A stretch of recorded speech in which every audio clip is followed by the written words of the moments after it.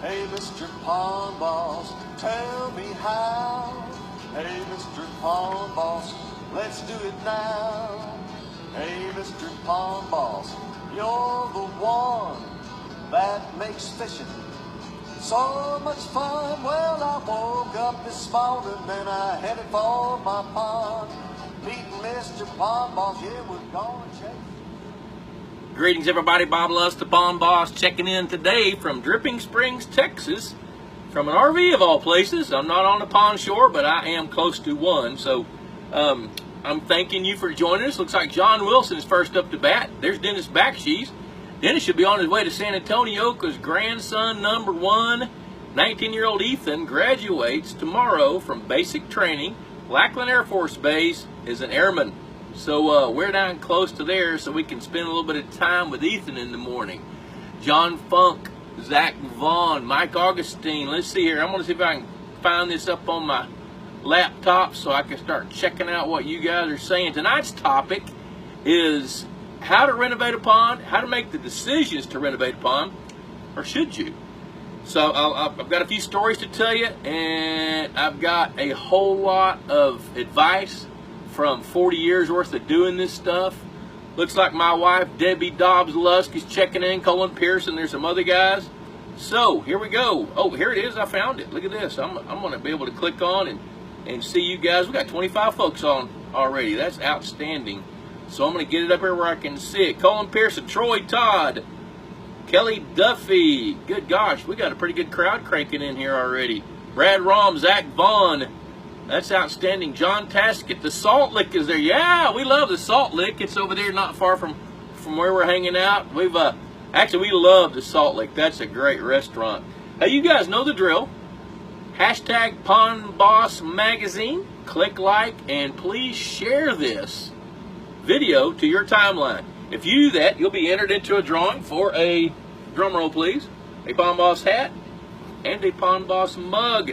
Last week's winner is Brian McGuire from Arizona. All right, we just, we got so much to offer through Pond Boss that I just want to share that with everybody. Honey, this hat's falling off. What am I going to do? There it is. Got it. So anyway, we got so much stuff that we really want to share with folks and just, kick up the knowledge base out there around the nation. Let's see, John Taskett, yeah, Salt Lake, we talked about that. Trana Madonna Smith, good to see you, girl. Leo Wynn checking in from the West Coast, good to see him. Jacob West from near Denison, Texas. Good gosh, what a great crowd. We've already got about 30 or 40 people checking in. Kyle McKean, Kyle's from Dallas. He's one of our neighbors actually up there by Lake Texoma where we live, and he's got some property with a real pretty pond on it. He says, I've heard you shouldn't cut a tree over 8 inches in diameter from a pond dam. Is that right? Yes, that's right.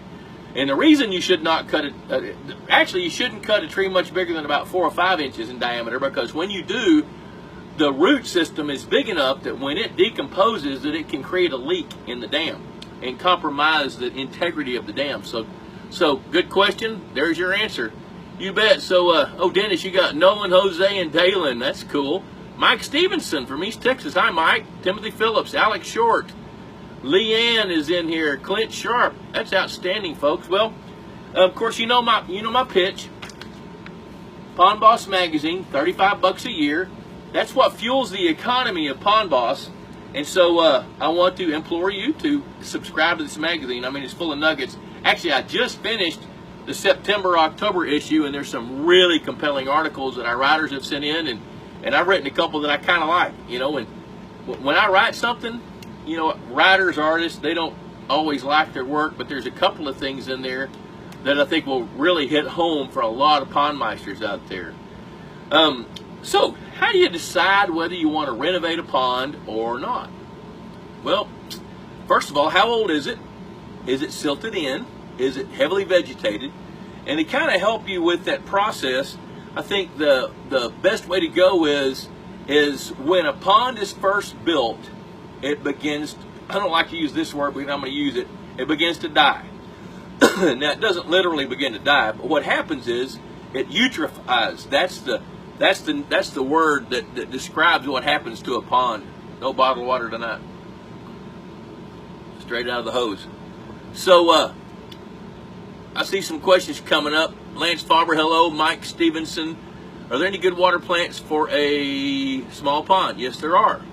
Kimberly Barnes French. Hey, Norman French. Good gosh, haven't seen you in a long time, buddy. I'm glad you're here. Thanks for checking in. This is one of my favorite things, just to see who's checking in, who's watching this video, and because a number of folks, Norman French and I go way, way, way back. He's been to almost every Pond Boss conference ever. Back on the topic, Jason Nepstead joined in. He's from North Carolina.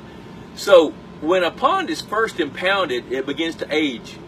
And eventually what happens with a pond, given enough time, is, it rains, erosion comes in, silts up, organic matter collects, plants grow, nutrients increase, the water becomes more fertile, the water becomes eutrophic, and over whatever period of time, that pond goes from being a pond to a shallow pond to a wetland to dry land at some point. So, part of our deal is that we really want to keep that pond going like we like it. Like I can't tell you how many times somebody will call me and say, hey, I just bought the family farm. We haven't been there in 40 years, and I love the pond. I used to go swimming in it and catch fish. What do I need to do to fix it? Well, that's who I'm going to be talking to mostly tonight. Let's see, we got Kyle McKean. He's asking, what's the easiest way to tell if your pond is silted in? I'll tell you, an easy way to do that is get out there in a kayak, canoe, or a boat with a long piece of PVC pipe, stick it down. When it hits the soft soils, push it through, and see how far down you got to go to hit hard soils. And then you can begin to calculate the volume of silt that you've got in there, and then you can decide what you want to do about it. Dick Tabbert, Rich Drock, Stormville, New York, upstate New York. Good to see you. Paul Tozzolino from upstate New York. John Henry's on. Philip Wildman. Philip Wildman is a guy that he's an outstanding singer-songwriter. He's the one that wrote and played and recorded the little ditty that we play at the beginning of this show each week. Mike Stevens has got a question. Ethan Lovelace, fisheries biologist from Oklahoma, southern Oklahoma. So, let's see. And Frank James is already asking some questions. How about renovating old genetics by stocking new genetics? I'll get into that in a minute. Actually, I got your questions when I got here and settled in today, so I've got those written down. I'm going to come up with those in a minute. And Mike Stevenson, I'll get your questions here in just a second as well. So, as a pond ages, it eutrophies. Eutrophies means that nutrients increase, the water gets greener, you start having maybe blue-green algae start to show up. The biggest thing is it gets invaded by plants. So now, if you're thinking about renovating a pond, renovation comes in various forms. One is you can renovate the fishery. Another one is you can renovate the water. Another one is you can renovate the pond by getting some dirt out, cleaning the pond out, draining it, cleaning it out. So, I think where I'm going to start first is, should you renovate a pond's fishery? Here's a real world example. I went and looked at a pond near Bowie, Texas yesterday. Actually, it's an old flood prevention lake that's about 30 acres with a brand new landowner, and he's excited. And when I pulled up, it was about 101 degrees outside. And he and his son were walking along the edge of this pond, and his son's about 10 years old, and he had a compound bow, and they were shooting at carp. Well, most ponds, people don't want carp. Well, of course, it struck me that looks like a pretty compelling argument to have something if that's interesting. So I sat down and started talking to the guy after we roamed around the property. He's got 3 or 4 other lakes on this nice property. They're not very big. There's one that's probably 3 acres, another one that's about 6 or 7 acres. And his question to me was, can we make those smaller ponds better bass fishing lakes? And I'm a little bit worried about how much siltation is in this flood prevention lake. So as I started talking to him about it, I said, I'm going to give you some numbers. And here's some things you guys need to know. 1 acre, 1 inch deep is 27,000 gallons. Get your big chief tablet and a number 2 pencil and write that down. 1 acre, 1 inch deep is 27,000 gallons. Also, 1 acre-foot of dirt is 1,666 cubic yards. So when you start talking about taking dirt out of a pond, that's a number you need to know, because to compare apples to apples, when earth movers come in and start doing what they do, they calculate the job based on either how many hours they're going to spend or the cubic yards of dirt that they're going to need to move. let's see, I'm going to check in here. We got, let me see here. Jim Liner, are you in a motorhome or something? Yeah, I am. I'm in an RV. Debbie and I, we've got family, some kids down here in near Austin, Texas. And with the imminent birth of a grandchild number 10 coming up back in May, we decided we needed to be closer but not invade their privacy. So we bought an RV, a tongue pull RV, and we got it parked in an RV park outside of Austin. So that's where I am right now. Mike Cottrell, good to see you. Gwen Brown, hey darling, good to see you too. Kevin Briggs is in. Let's see here. John Krause from Illinois. I think he's in Texas right now enjoying some of this heat. Jeff Patterson, good to see you, Jeff. Todd Austin. So, let me go back to this. As I was talking to this fella about his lake, I told him I thought, you know, we really need to map this lake if you want to seriously consider trying to increase the depth by removing silt out of this 30-acre flood lake. And we need to study what the odds are of more silt coming in. And that's money that you spend for 10 years and then it's gone. Because the next 500-year flood that hits that creek channel, he's going to get more sand and dirt coming back into that lake. So, as we started talking about it, he says, you know, these carp, we'd probably spend $10,000 to $15,000 just killing all the fish and starting over in a lake that was built for flood protection with zero habitat. And that doesn't make any sense. So I said, you know, you got all this open water, why don't we look at just leaving the carp here? Because in something else, if you renovate this lake, kill all the fish, and the average depth is 3 feet, then that lake is going to fill up with vegetation and you're going to trade problems and you're not going to like it. Plus, if there's carp in there now, they got in there somehow, and the odds are high that it's going to happen again. So, since you've got these other lakes on the property, why don't we try to turn those into good fishing lakes, fix this lake to where you can grow some really big hybrid striped bass in that open water, because that lake is all open. You know, we can have shad, we can have some feeders, you can grow some hybrid striped bass and make that lake where it could thrive with some fish. You know, and this little boy of yours is growing up, and he's got brothers and sisters, and they can come out and set up a couple of feeders, attract a bunch of carp in, and shoot them with a bow and arrow, and that's sporting, you know, that's trash fish. So, that's what he's thinking about doing, so he liked that idea. So, if you're going to think about renovating a fishery, the very first thing I'm going to tell you is establish your goals. If you know what your goals are, then the odds go up that you can hit those goals. The second thing is, then you evaluate where you are. So if you've got an existing pond that you're thinking about renovating the fishery and resetting the fishery, starting it over, you need to know what you've got. I was looking at a lake a couple of weeks ago, and it was, I don't know, 6 or 7 acres, and just overcrowded with little bass about that long. Well, we aged about 10 of those bass to our best guess. Those bass were 6 years old. So if we were to go in there and start taking out as many of these bass as we could in the hopes that the other fish would grow, their growth potential is limited because of their age. There's not a chance that they're going to be able to get any bigger than about 3 or 4 pounds apiece. So that decision was, these landowners are going to draw that lake down, have the fish come into the borrow pit, and they get plenty of rain there. This is in Mississippi. And then they're going to go in and we're going to rote none the fish, kill all the fish, and just start back over. Let the lake fill back up this fall and start it over with a brand new stocking of fish. And they've got another lake on the other side of the property that they can fish in the meantime while it takes 2, 3, 4 years for fingerling fish to grow on up and get big and turn into a good fishing lake. So if you're thinking about renovating a fishery, start off with some good data, links and weights, and have your biologist age some fish so you'll know how old your fish are. Because if you're going to try to thin the numbers of bass out, especially so they can begin to grow, chances are not so good that they're going to gain a lot of weight net. So if you know those things, then you can make a smart decision. If a lake's been overcrowded with fish and you thin them out some, and it's only been a couple of years, you got a better chance for making it work. I'm going to go ahead and hit a couple of these questions. I see things are really flying down my computer here. Let's see here. I'll tell you what, Mike Stevenson, let me go ahead and hit yours. Are there any good water plants for a small pond? Absolutely.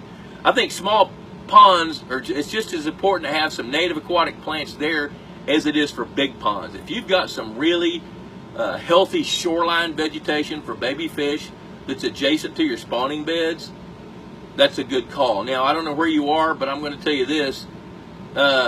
Did you say you're from East Texas? Yeah, East Texas. Over there, and I'll tell you one of the best plants for East Texas is eelgrass, Vallisneria. American pondweed is a good plant. They're going to grow in water, 2 feet, 3 feet deep, and those are good. So the answer to your question is absolutely yes. There are some good plants. Let's see. Kyle says, what's the easiest way to tell if your pond is still thin? Going right back to what I said a while ago, get out in the boat and stick a PVC pipe down in it and just travel around the pond and see. You can kind of quantify it. But if you would go to the other end of that spectrum, if you're pretty serious, like American Sport Fish Hatchery, one of their divisions is dredging. They've got equipment where they can come in with a side scan sonar that's delicate enough that they can point it straight down and tell you, they can map out how much silt you've got and then calculate the volume. Now, here's the catch about that. You know what? Yeah, I'm going to go ahead and talk about this. Here's the catch about trying to remove silt from a pond. First of all, you got to know how much you've got. Secondly, how are you going to get it out? And thirdly, where are you going to put it? And then add all that up to how much it costs. Because most of the time, if you're going to renovate a pond by draining it and getting heavy equipment in there, whether there's a dredge while it's full, you can dredge a pond with full of water. And that's something to look at. You can talk to Sawyer Childs at American Sport Fish Hatchery. They got a Facebook page and a website and a phone number. Then you can make an educated decision on what it would take to get that dirt out with a dredge. Plus, if you know the volume of silt and you want to make the choice to drain the pond, let it sit for 6 or 8 months, and then push the dirt out or dig it out with a drag line, odds are high. Listen to this. Now, this is really important. Odds are high that that dirt's going to have to be moved 3 times. A track hoe is going to have to dig it out. That's 1. Put in a dump truck, hauled, that's 2.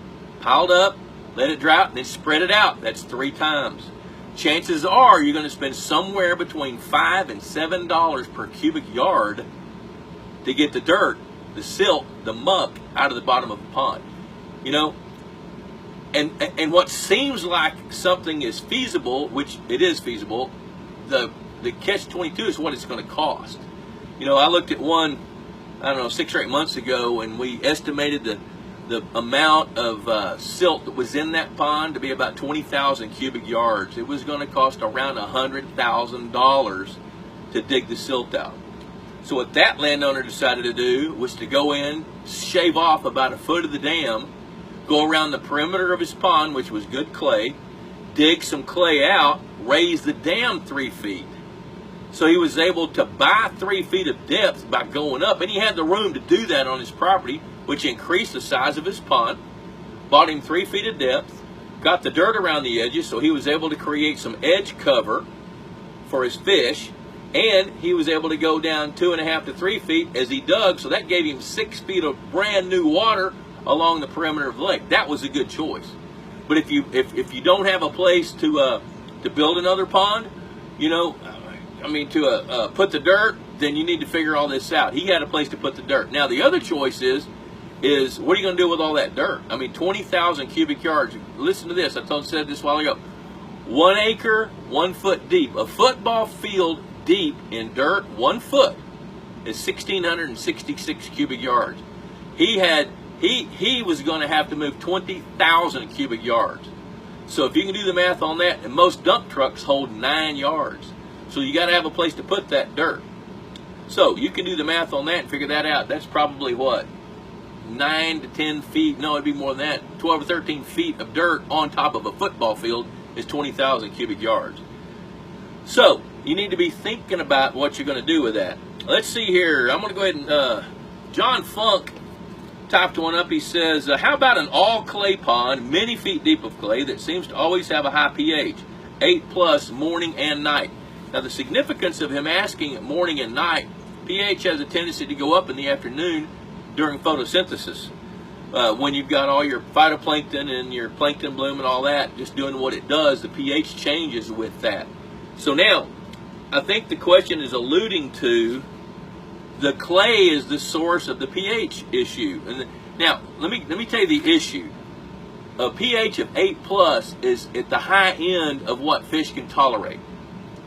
The low end is a little under 5, or actually maybe 5.1, 5.2. That's about as low as you want your pH to be. 8.2, 8.3, about as high as you want it to be. So, John, to answer your question, I would collect a sample of that clay in the pond, a sample of clay outside the pond, and a sample of water, and have all those checked and see if they're all the same. It wouldn't surprise me to find out that your pond actually is receiving water that's alkaline and the clay doesn't dissipate it. You know, clay in the purest sense of the word does not affect pH. But if the clay's got some gypsum in it, or calcium carbonate, or calcium sulfate is gypsum, if it's got some different kinds of minerals in it that's mixed into that clay, that can impact the pH of your water. So I think I'll be checking that out and see. Let's see here. All right, let's see here. Mike Stevenson's asking about otters. I saw one last week in mine. Aren't they cute? Don't you love seeing those otters just coming in and doing this, and they get real playful? And I remember, I don't know, probably 6 or 7 years, I got an email from a real good friend, Bob and Donna McFarland, over at Talco, Texas. And they sent me a picture of otters on their dock, talking about how cute they are, and, you know, and just how fun they are to watch. And I fired an email back off and said, you need to shoot them. Of course, that was probably a little harsh, although I meant it. And he called me. He says, okay, well, tell me what you're talking about. And I said, man, those things eat a lot of fish. And they won't even eat the small fish as much as they're going to eat your biggest fish. They're going to catch your 5-pound bass, chew the guts out of it, and leave it somewhere. And I mean, it wasn't 2 weeks later, I get a call from him, and he's got a picture of a 5-pound bass with the guts chewed out that's been deposited under his dock by those otters. So otters are definitely predatory. Now, when you start talking to wildlife biologists, they say in the wild that otters don't affect the fish population. And that may be the case, because if they did overeat it, then they got to move on somewhere else. Oh wait, that's what they do. You know, so in private waters, I like to encourage you to discourage them. So that's my response about that. Okay, now I'm going to hit Frank's questions. Frank James says, what about renewing genetics in established ponds versus the risk of outbreeding, especially largemouth bass? After all, aggressive largemouth bass tend to be caught out, and released ones learn hook shyness and epigenetically pass this along to their progeny. Is outbreeding an exaggerated problem for pond owners? Outbreeding could be exaggerated in the sense that outbreeding isn't always bad. You know, if you've got good traits of your fish, those good traits are going to get passed on just like the bad traits. And hook shyness is one of the bad traits. Now, I do believe the question you asked was renewing genetics. So what that means is coming back in periodically and stocking some more fish. I think that's a pretty good idea. Not just to minimize or counteract outbreeding, but as much to bring in some new critters that are younger, that are controlled, you know, numbers. That's going to help your fishery. You know, so outbreeding, that could be an issue, especially on a lake or a pond that is heavily fished. So let me address that for a minute. If you're fishing your pond really, really well, you're going to be at some point culling fish. You know, years past, biologists would tell us, you know, harvest all bass under 14 inches. Well, one thing I've been telling people for a few years now is, when you catch a bass that you know is, hey honey, can you turn that down, please? Thank you very much. So if you catch a bass that is rotund, looks like it's learned to play the game in your pond, I don't care if it's 10 inches, throw it back. Because harvesting aggressive bass absolutely does play a role. That is a genetically inherited character of a fishery. Okay, let me see here. We got a bunch of stuff coming across, a bunch of questions. Let me see what we got. Paul Tuzlino says, can we use herbicides in New York? Yes, but since you border the Great Lakes, you're heavily restricted, and you're going to have to use somebody that's a licensed pesticide provider and applicator. And there's a number of companies. Solitude's one of them. I would look up Solitude Lake Management Company and have a conversation with them. And I think the odds go up that you can use aquatic herbicides, you know, because the other option is to use something else, which, or bootleg it, and nobody wants to do that. So yes, you can, but you got to be permitted. And something else goofy about the state of New York, and I love upstate New York, that's one of my favorite places, and I'm a born and bred Texan, and I'll die living in Texas, but I love New York, is that their Department of Environmental Quality, it's the DEC, Environmental Conservation, they have different regions in New York, and every region, even though they all have the same laws, they don't apply the laws the same way in each region. So you need to be working with them, but before you do that, I'd be calling somebody that's in the business to counsel you on what you should do with that. Let's see here. Michael Gray checking in from Nashville, Tennessee. Fred Bingaman from Illinois. Let's see. Kyle McKean says, how deep is the Big Lake? Which one is the Big Lake? I don't know which one that is. Lake Texoma? Oh, 120 feet. I don't know how big, which one you're talking about, the Big Lake. Let's see. Bronson French. Would removing muck be a similar process as removing silt? Yes. Muck and silt are almost interchangeable. The difference is silt is mostly dirt, and muck is a mixture of organic matter as well as dirt. You know, the thing is, it's all going to be sticky, gooey, gummy, kind of like chocolate pudding. It doesn't smell as good as chocolate pudding, but that's the consistency of it. So when you think about removing muck, for example, it takes a special dump truck. If you're going to move it with a dump truck, pick it up with a track hoe, put it in a dump truck. Just imagine it trying to slide out of a dump truck. Doesn't work that easy. Can't do it with a scraper very easily. So there's some techniques that are required, and special equipment and people that know what they're doing if you're going to try to remove the muck. Plus, here's another thing that just dawned on me. I can't tell you how many times back in, I guess it was 2011, 2010, 11, 12, 13, 14, parts of Texas where I'm from in Oklahoma was in an extreme drought. I mean, Mike Otto was rocking and rolling. All the dozer guys were rocking and rolling, renovating ponds that had dried up. But when you're in areas of suspect soil and you start moving the silt off the top of those pond bottoms, a lot of those ponds were lined with clay back when they were built, so they'd hold water. If the dozer guy, the earth mover, breaches that clay liner, the first rain you're going to get, your pond's going to fill up, and it's going to suck down and be empty. So you got to keep in mind that your pond, depending on where you are, could have been lined with clay.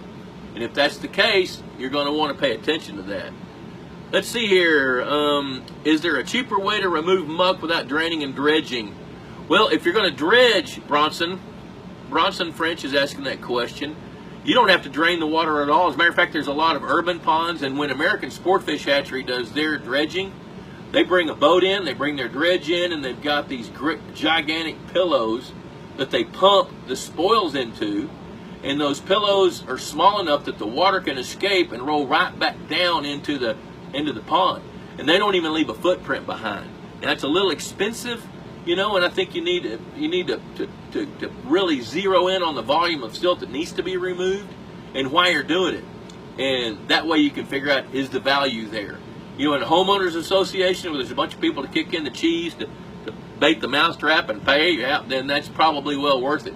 Another landowner that's just, you know, one guy, you may look at that and say, that pond is 50 years old, we're going to clean it out, buy it another 50 years worth of life. Is it worth that much money, or should I build another one? Just bulldoze this one in, build another one, you know, downstream from it. So that's some of the choices that you need to be thinking about. Zach Scott says, we have a red bug problem around our lake. These red bugs are sort of preventing us from fishing. Would you recommend a spray that would kill the red bugs that would not hurt your fishery or water?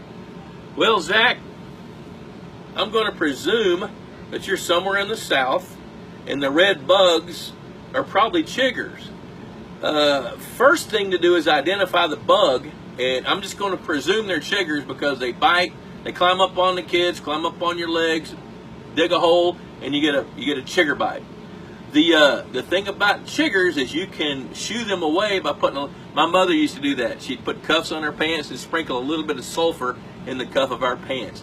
DEET can work on red bugs as well. So identify the bugs, but the answer to that is I'm not going to recommend a spray because I don't know what the bugs are. But there are ways to combat that you can live with. Let's see here. Mike Rivers checking in from Tennessee. Kyle's asking, he says, how do you keep from penetrating the clay when you dredge? The dredge won't dig in the clay.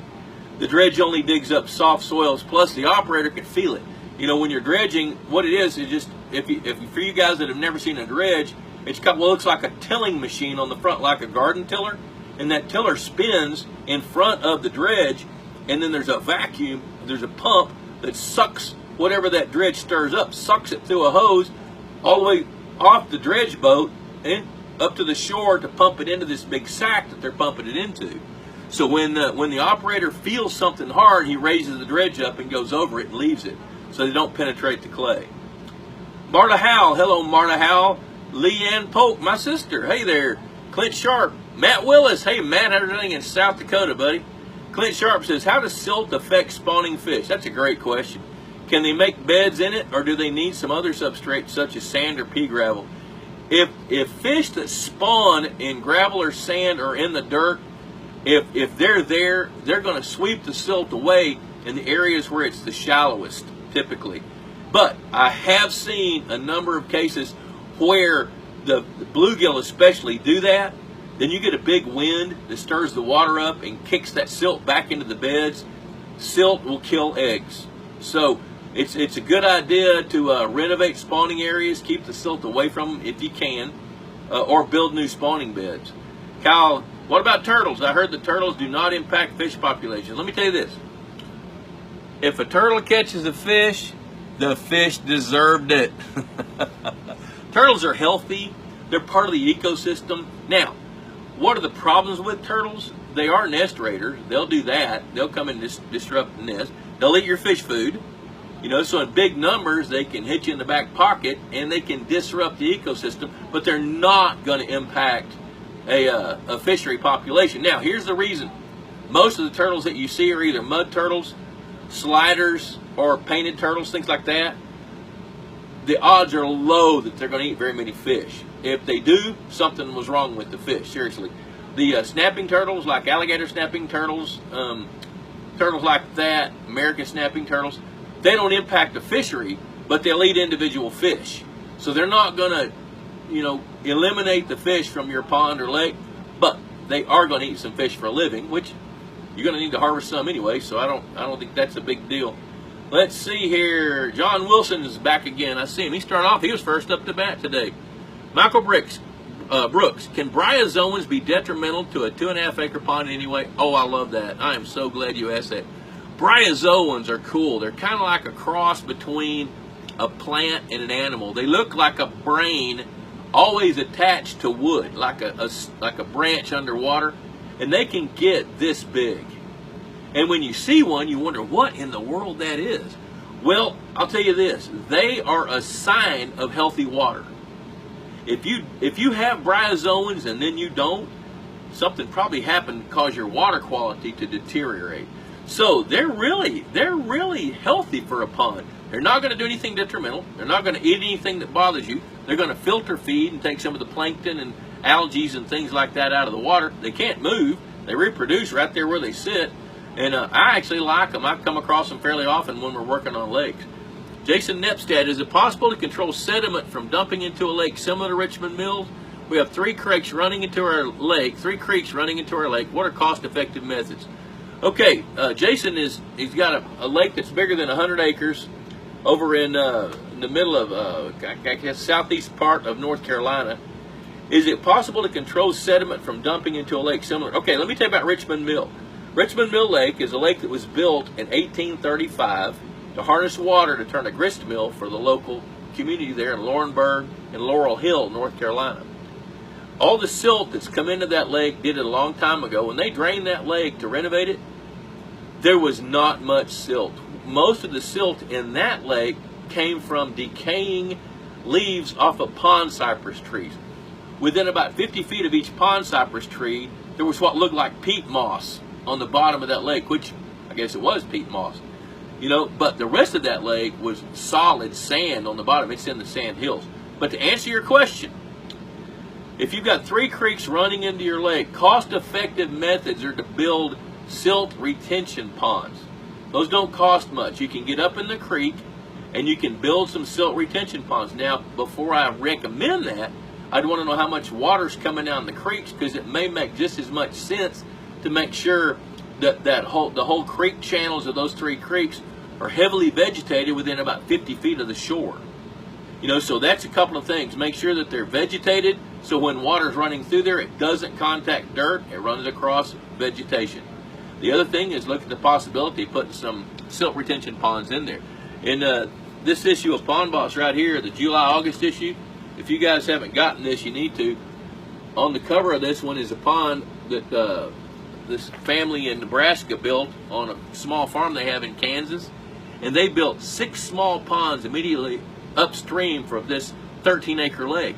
Part of their thinking was they wanted to use them as hatchery ponds, but they also wanted to capture whatever water's coming down that what used to be the green belt, so they can keep that 13-acre lake full all the time. So they're using those small ponds, and each one's got a pipe in it where they can drain the water out just by pulling some boards or opening a valve, where they can drain it to the next one, to the next one, to the next one, so they can keep that 13-acre lake full, which is pretty smart. Let me see here. Ben Strange. Hey, we have a small 1-acre pond. We want to grow the biggest bluegills we can and crappie as well. Would that be possible? I also wanted to stock copper-nosed bluegills and regular bluegills. Can I stock the 2 kinds in one pond, or should I stock one type but not the other? Don't do the crappie. Crappie are going to compete with your bluegills, and they're going to outcompete them because their mouths are bigger. But you do need a predator that can help control the bluegills. Crappie aren't quite big enough to eat small bluegills. You know, so I like to see, even in a pond that's about an acre, if you can keep it overcrowded with bass. As a matter of fact, the 1-acre pond, if you had 10 male bass in it after about the 2nd year, then you can control the reproduction of bluegills, which is going to be a big deal because they reproduce so much. I'm not sure, Ben, where you are, but I know they're going to spawn twice, and the further south you go, the more they spawn. So I would look at either using some hybrid striped bass or some largemouth bass to help control reproduction of bluegills. So your question now is can I stock both kinds? Yeah, you bet you can. I'd do that because that kind of hedges your bets. And of course, I don't know where you are, but okay, Kyle, I see your question. I'll come right back to it.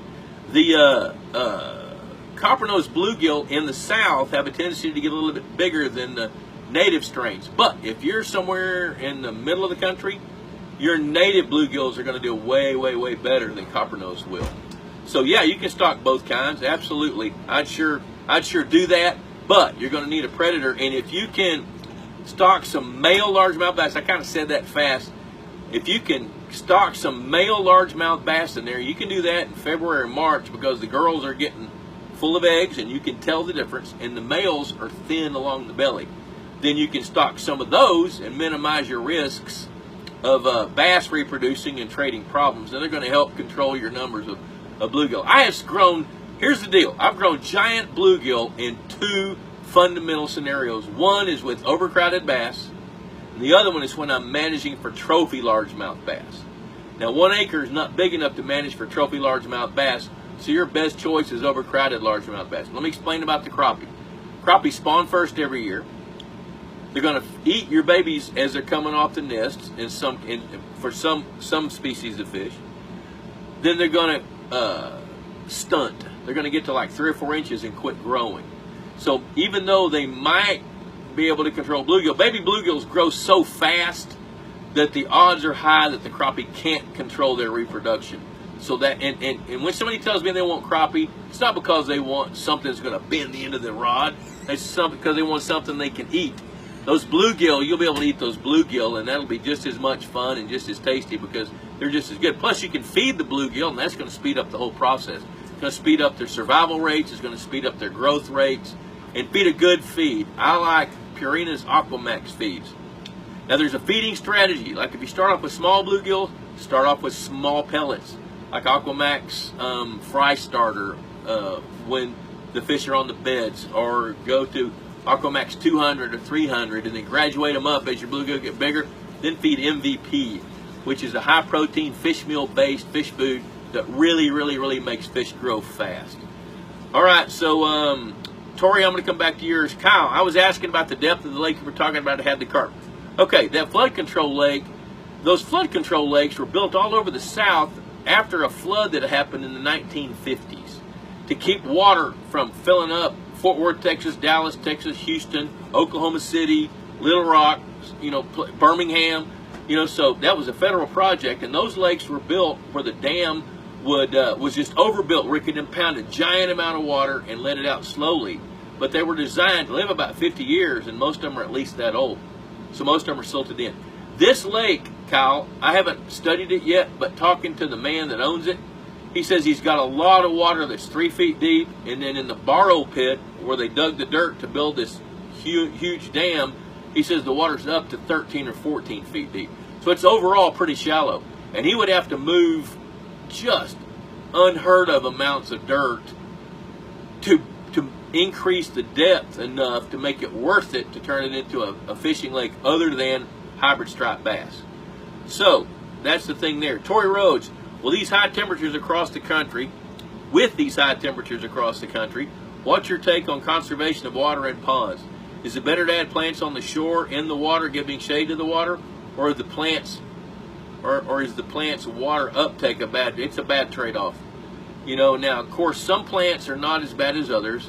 Oh, listen to this: a full-grown willow tree with a trunk that's about so big, that thing will transpire 100 gallons of water a day. But with these hot temperatures like we've had throughout the southeast, a pond is going to evaporate close to half an inch a day anyway. So of course up in Pennsylvania, I see somebody from Pennsylvania, they're having floods right now. But you're going to lose close to half an inch a day when the temperature is above 100 and the humidity is 30% or lower. So evaporation rate is going to be high anyway, and trying to shade that water isn't going to help. Now what you can do is if you have a fountain, put it on a timer, because the more water you blow up in the air with a fountain, the more of it gets exposed to the air, the more of it gets absorbed by the air, the higher your evaporation rate. But there's really nothing you can do to keep that water from leaving unless you do have plants that are transpiring a lot of water. Those would be willow trees, cattails. Cattails transpire a fair amount of water, but most of your other aquatic plants don't transpire that much to make much of a difference unless you have a big volume of them. Okay, Frank James says, thanks about the question on stocking new genetics, epigenetics. I suspected it was actually better to throw back 10-inch fat largemouth bass than 13-inch skinny ones, but wasn't sure. Yes, that's it. In order to minimize the risk of harvesting bass that are your most aggressive fish, study their body condition. If you guys will just keep some records and study those records, look at all your 10-inch bass over a period of 6 months that you catch. Look at all the 12 inchers, all the 16 inchers. If you will compare them, you will see a difference. And then you can begin to use your scale to decide which ones to throw back. And you know what? If you're out throwing a crankbait and a fish just knocks it out of the park, and even if it's just average in size and average in body condition, just the fact that it hit your lure so hard may be a criteria to leave it in the pond. But at least be thinking about that as you're making your choices on harvesting fish. Aquadoc, hey, good to see you. John Wilson's buddies are there. W.C. Thurman, hey man, good to see you, buddy. Let's see, Jacob West is asking, is there a way to slow down silt buildup from the start of a pond other than making sure vegetation is growing in the watershed? Yes, and that depends on the watershed, Jacob. If you've got a way to make your creek not go straight to where the water meanders back and forth, or where the water can come out of the creek bed and spread out over the grass, slow the water down. There you go. Baffle the water some way, and the more you can baffle it, the slower you can make it run, the less siltation you're going to get, the less erosion you're going to get. You know what? One of my favorite things that Mike Otto taught me was when he was building a lake one time, I asked him, why aren't you moving dirt up there? He said, I don't want to mess with that. Those are dispersible soils. There's plants growing on that right now. And if I were to get up there and dress that up, that whole thing would look like a pocked hillside with all the little ditches and dirt coming down off of that, and it would add silt to the pond. So yes, you can add silt retention ponds. You can make sure the creek meanders. You can not disturb the soil. You know, if soil's been there for eons and water's moving across it and not eroding in it, leave it alone. You don't need to move it.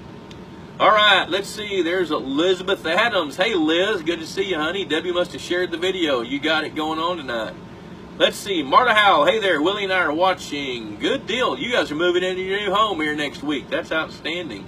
Colby Meals checking in from Whitesboro, Texas. Robert McBride, new Facebook friend. Mike Rivers says, bald eagles are hitting my catfish ponds pretty good. You know, I got to tell you a story, and I think I may have told this in past broadcasts, but I'll never forget a story that one of my colleagues and good friend, Mike Mitchell from Longmont, Colorado, told me. His forte is renovating trout streams. And it's expensive to do that because you've got to have all kinds of permits. You've got to have all kinds of special equipment just to not tear the dirt up in those creeks, in those streams when you renovate them. Well, so he had renovated the stream for this pretty wealthy family. He renovated 2 miles of trout stream that was unusable, and now it was a premier, outstanding trout fishery. And they had some trout that were knocking on the door of 5 and 6 pounds. Well, he got a call one Sunday morning about 10:30 from the landowner. He says, "Hey, Mike, listen, I got to tell you." He says, "I just sat here and I watched a bald eagle, a juvenile bald eagle, come down and grab a 5-pound trout, drag it out of the stream, and I'm watching it eat it right now." And Mike told me, he says, I kind of bristled. He says, "Yeah, I got kind of nervous because, you know, we'd gone to a lot of trouble to get that trout stream like that." And then the guy said this. He says, "You know, Mike, the last time," he said, we got these bald eagles that are nesting here because of that stream.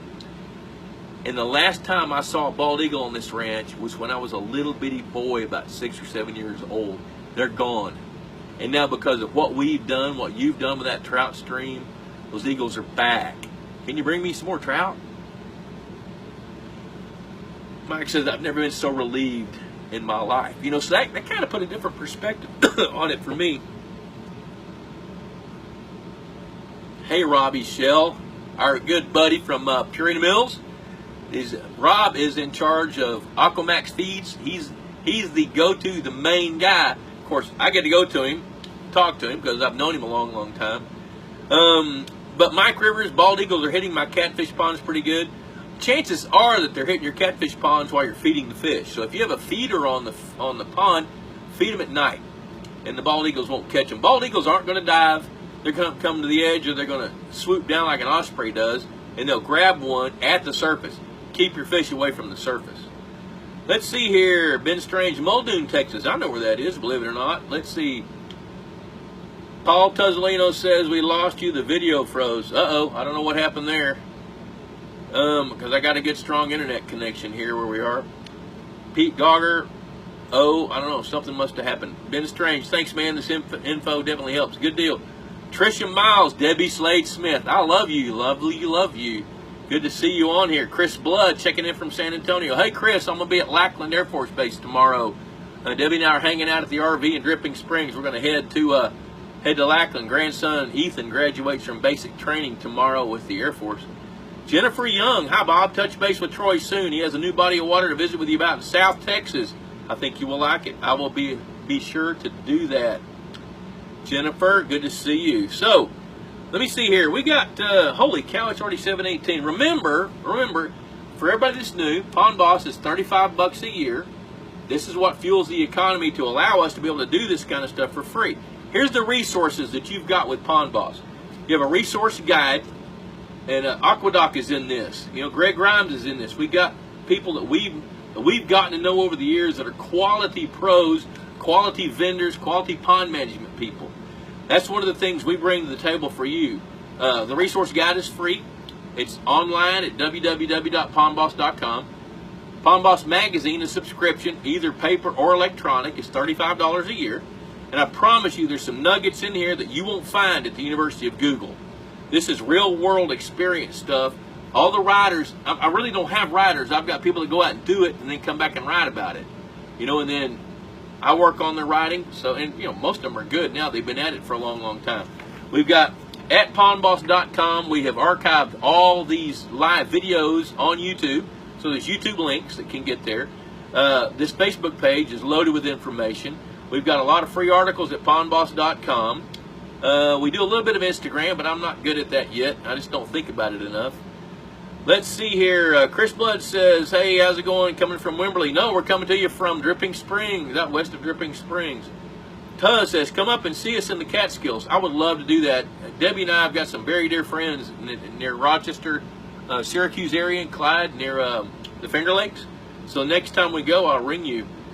Jim Liner says, are the Pond Boss shirts still available? Yes, they are. I'm glad you reminded me because Leanne told me to and I didn't do it. They're a little pricey. I think we said, I don't remember what we said. Email me or email info@pondboss.com and Leanne will respond to that. Mike Napier-Allah, I live in western New York and have harsh winters. Yeah, we've got this thing in Texas called summer. You got a thing there called winter. I have a very old pond that's 2/3 of an acre. It used to have fish in it years ago, but it died off before I moved here. It's only 7 feet deep in the middle. I can't get an aerator in it. What kind of fish can I put back in it? You know, Mike, I'm going to answer it this way. You can put pumpkin seeds, smallmouth bass, and in the fall you could probably put in some trout that won't make it through probably 2 weeks of summertime. So the trout would be a put and take fishery if you did that. But smallmouth bass, pumpkin seeds would do just fine. Now, here's what I would do. I don't know what part of western New York you're in, but there's a couple of pond management companies. One of them is in the Finger Lakes. I can't think of the name of the town. But if you could figure out in that pond how much of that material in the bottom is organic, you could use a circulator rather than a bottom diffused aeration system and move that water enough that you could very likely process some of those organic matter items that are in the bottom of the pond and clean the water up. That's the problem. The water is not going to be clean enough for fish to live in it because you'll have winter kill. So I think there's a way to handle that, but I would talk to somebody there that knows your situation better. Kyle McKean, great. That is a cool eagle story, isn't it? Let's see, Dick Tabber says the video's been freezing off, and I don't know why, because, I mean, we've got a really, really strong internet connection here. Pete Gogger, can I send you a picture of the vegetation around our pond for identification and assessment of whether it's good or bad? Yes. Now, here, if you're going to send me a picture, I want 3 pictures. I want one of the pond, I want one of some plants up close in your hand so we can identify them, and then one up close at the edge of the pond where they're growing. Send me those, and if I can identify those plants, I'll do that. Jerry Oler, our buddy from San Antonio, our videographer. If you want something videoed, Jerry Oler, friend him on his Facebook page. He's good. John Mikulik, hello Bob, hello John, good to see you. Now remember everybody, put hashtag PondBoss Magazine, click like, but most importantly, share this video to your timeline. Because we want to build an audience. The more people that we can build, the more motivated I am to keep doing it, the more word we can spread to help other pond owners around the nation.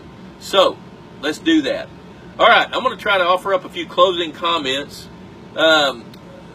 If you're thinking about renovating a pond, you need to have some criteria to make that decision with. One is the water extremely fertile? Are you having trouble dealing with plants? If your pond seems like it's one that just rolls out the aquatic plants, you may be a candidate, you may not. If the fishery isn't like you want it, you got to decide that, and if you need some professional help, ask for it. It's worth the consultation fee to make that choice, because when you renovate a fishery, you're 3 years away from having it to where it's good again.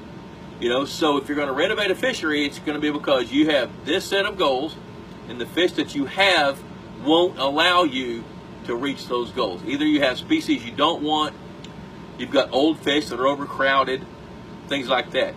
The third set of criteria is if you're going to think about draining a pond and clean the muck out.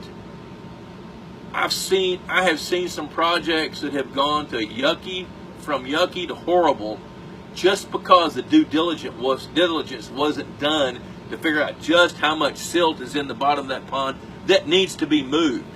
Now, I've watched Mike Otto renovate enough ponds. One I remember in particular, they wanted to increase the average depth by 2 feet. They drained the pond down, but the middle of the pond, 10 months later, still wasn't dry. It was cracked, silt, cracks were this deep, but you get right under that little layer of chunky, dried up silt. It's just as gooey as it was a year ago before they drained the pond. So what Mike did was he figured out that he could raise the pond dam about 2 feet and then go around the perimeter and dig out about 2 to 3 feet of dirt, get rid of the silt, take some clay that was available, raise the dam, and they got their depth that way. And in the middle of that pond is an area probably as big as a football field or half a football field that's still got silt in it.